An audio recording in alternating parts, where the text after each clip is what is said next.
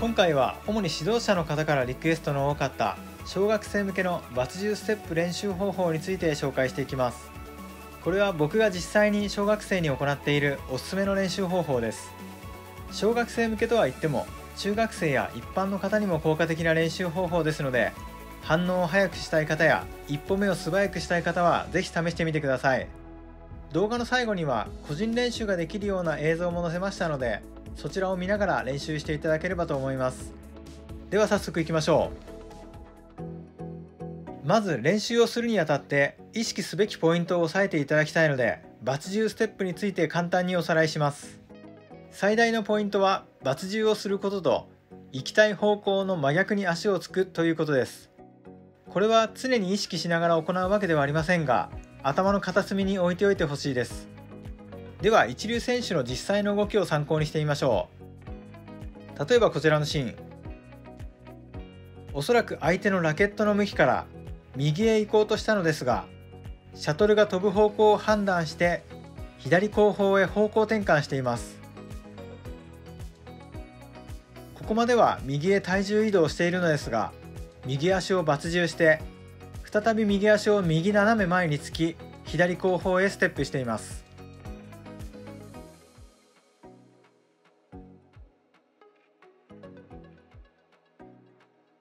こちらはバレーボールの動画でも解説しましたが、ボールが飛ぶ方向を判断した瞬間にバツ10して右足を右へ出して着地し左へ飛びついています。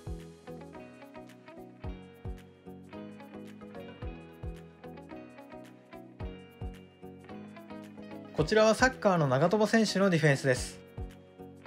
この瞬間に相手がこちらへかわすと判断して右足を右へ踏み出し相手の動きについていきます。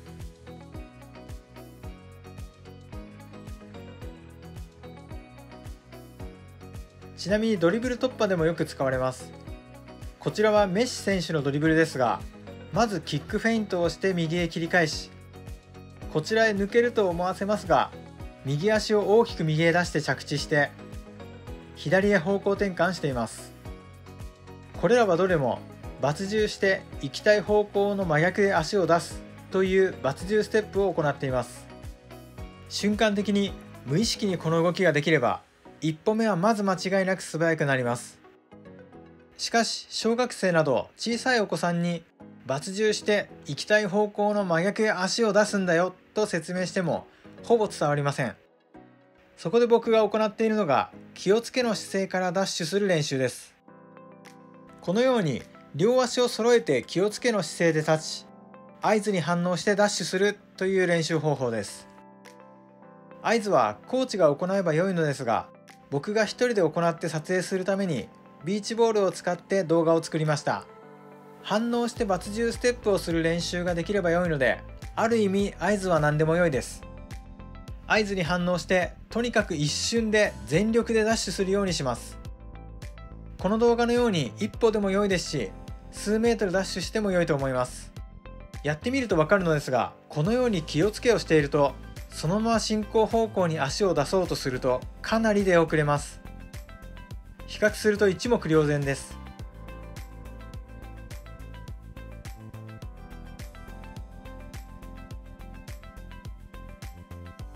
このように足を広げて腰を落とすと、そのまま足を出してもある程度早く動けてしまうので、スタート姿勢をこのようにしてしまうとそのまま足を出してしまう子が多くなってしまいます。腰を落としたとしても基本的にはバツ10ステップの方が早く動けるのですが、そのまま足を出す方が楽なのでどうしてもそのまま足を出す子が多いです。しかしこのように気をつけをした姿勢から行うと、バツ10ステップをした時とそのまま足を出した時のスピードの違いが明白ですので、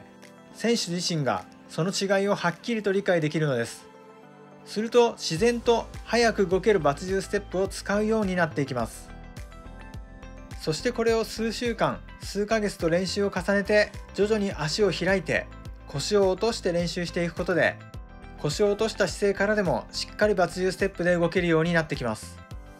最終的な目標はこういった腰を落とした姿勢でバツ10ステップを行うことですが、いきなりこの姿勢から始めると先ほど説明したようについバツ10をしないで動いてしまう子が多く、バツ重の感覚を身につけるのは難しいので、まずは気をつけの姿勢から練習していく方が良いと僕は考えています。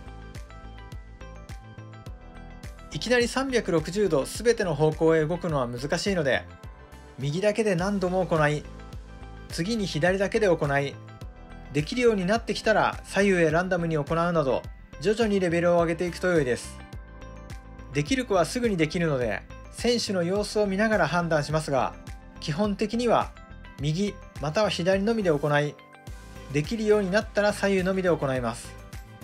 前後も難しいので、前のみまたは後ろのみで行ってから前後の動きをランダムに練習します。そしてそれらができるようになったら、前後左右や斜めも練習していくという流れになります。この動画の最後に左右のみ、前後のみ、前後左右への練習動画を載せていますので、概要欄の目次から再生してチャレンジしてみてください。地道に練習すればきっと早く動けるようになると思います。ぜひ明日からの練習に取り入れてみてください。このチャンネルでは今回のように皆さんのリクエストにお答えする動画も作成していきますので、お気軽にコメントや LINE をいただければと思います。最後までご視聴ありがとうございました。